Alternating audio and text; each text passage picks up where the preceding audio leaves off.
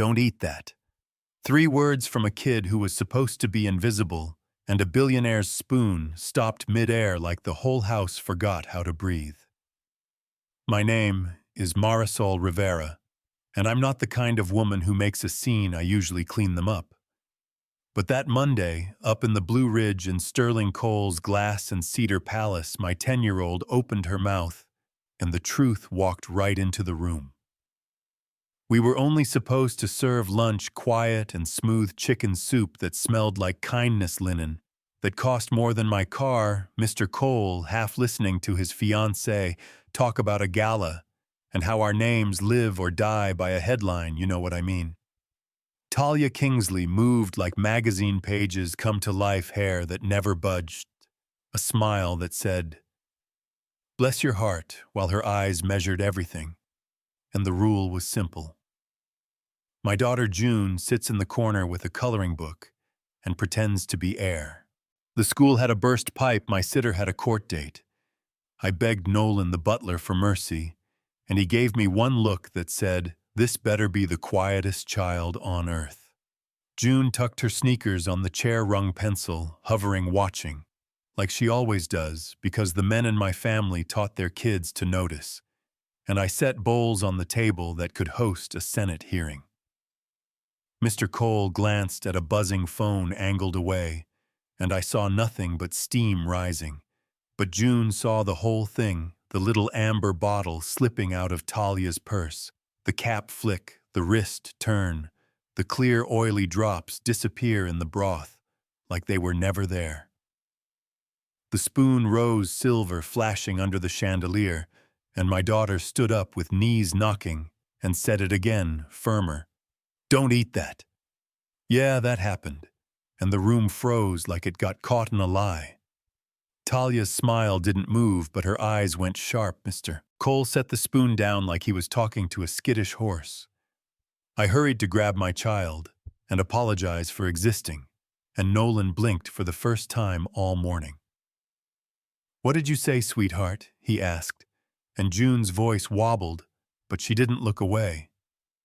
"I saw her put something in your soup from her bag, a brown bottle with a tiny drop top. It's in there." Talia laughed the way rich people laugh when they're trying to make you feel small. "Oh, come on. This is what happens when we turn the dining room into daycare. Children are imaginative, or maybe someone's looking for attention. I could taste metal in my mouth, the kind that shows up when fear hits your bloodstream. But Mr. Cole didn't laugh. He has the kind of quiet that makes everything else in the room answer to it. "Miss Kingsley, do you mind if we take a look at your bag?" Her face flickered just a hairline crack, then she lifted her chin. "My personal things are not subject to inspection." "Sterling, we're eating soup." He didn't raise his voice. He didn't need to. Nolan sealed the bowl. "No one touches it. Call Dr. Cho. Bring the kit." Briggs locked the doors, and the head of security, big as a refrigerator, and twice as calm, moved like he'd been waiting behind the curtain all along.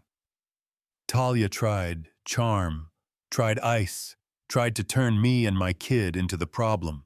The press will love this, darling.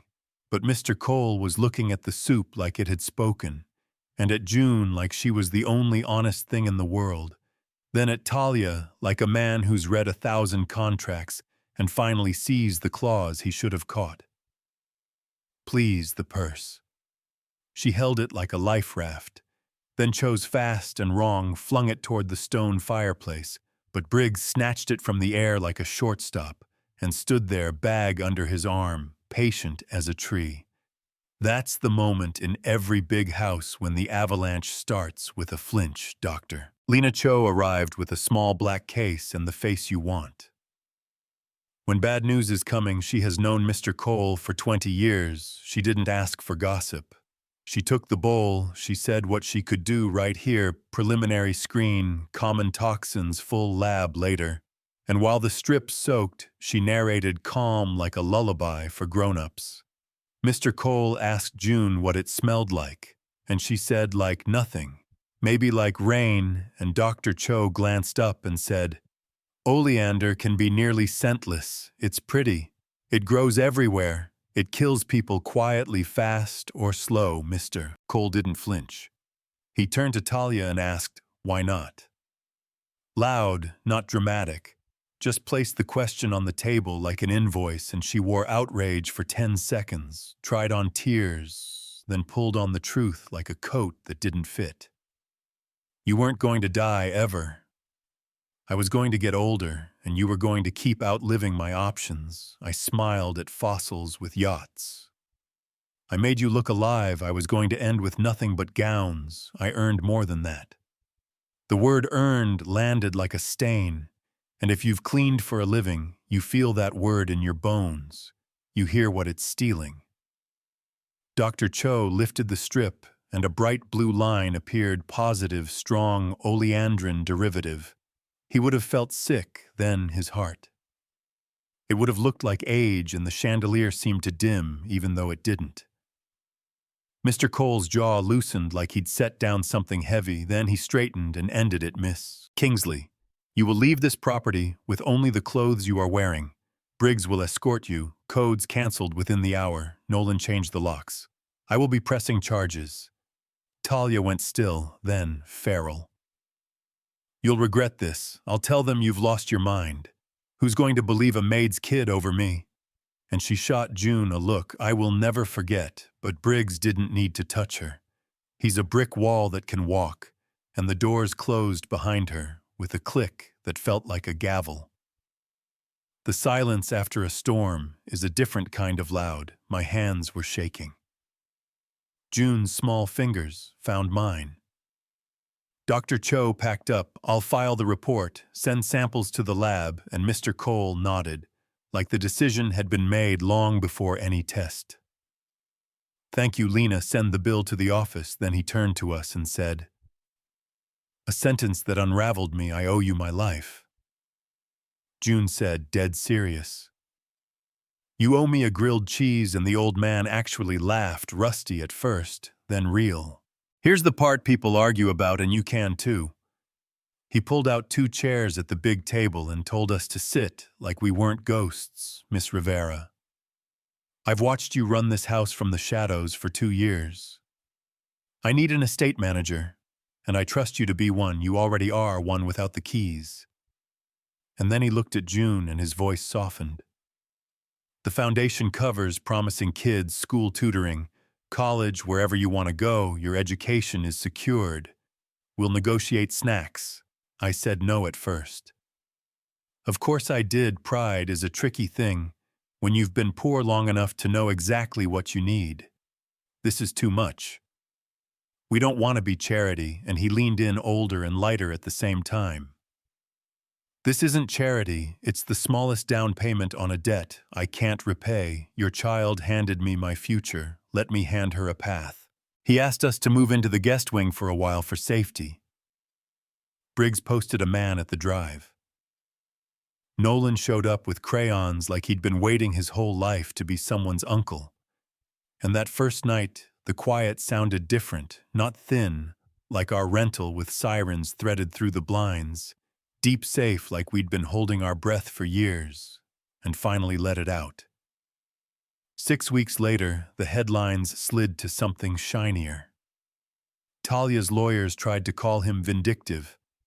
The vial in the purse made their argument limp, and inside the house we learned to breathe without flinching.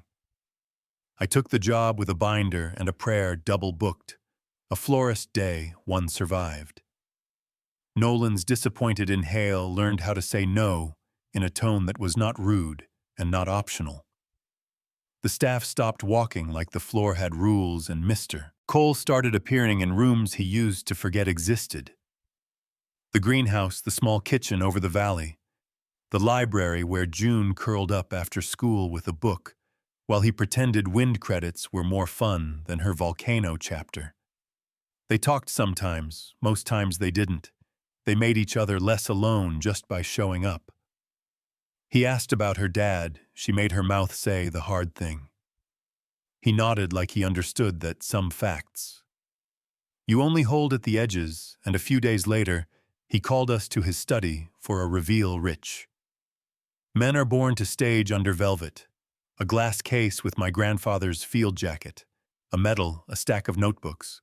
We found them with a historian.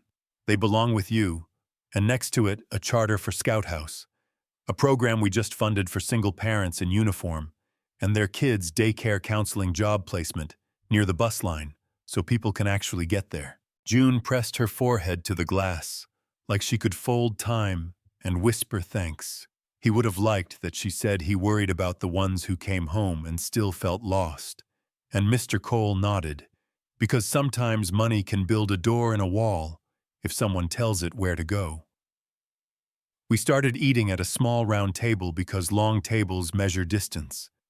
We told small stories. June complained about fractions. Briggs taught her to throw a baseball without breaking a vase.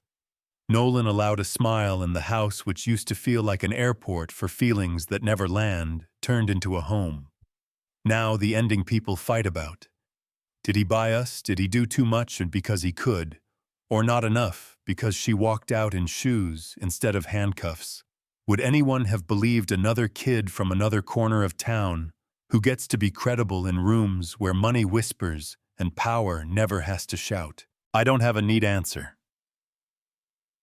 I only know. A little girl stood between a spoon and a man and used the only tool she had, her voice, and the rest came after.